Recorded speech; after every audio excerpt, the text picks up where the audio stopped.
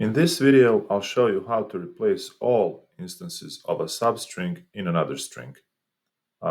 Here right now we have an example that shows how to replace the first instance, which in this case is the word world, and we're replacing this word world with the word JavaScript right here.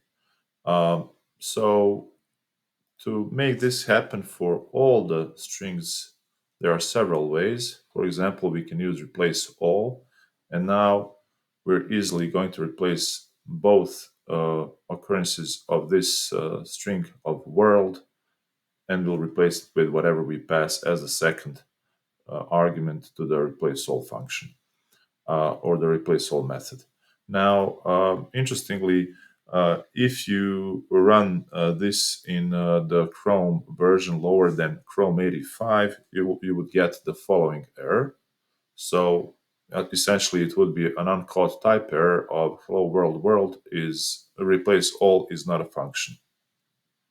Because of that, I'm going to show you an alternative approach to doing this. So let's say we have hello world world as a string. And now we can just combine the split and join methods. So for split, we're going to pass in the world. And for join, we're going to use JavaScript. And now let's also console log this right here to see the output inside the VS Code. And as you can see, this works.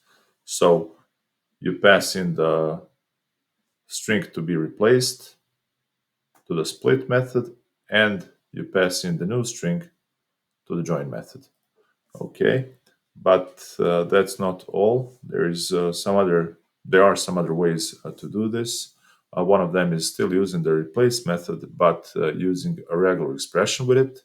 So, for example, let's say that string is dog eat dog, dog eat dog, and now we can console.log string.replace, and here we're passing a global dog matcher, and we're replacing it with cat.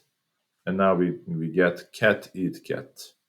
Of course, if we didn't use the G flag, the global flag, then we would get the replacement only on the first occurrence of the string. So the string dog eat dog would become cat eat dog. Okay, so that's it. I hope you learned something new, and we'll continue working with strings in the coming videos.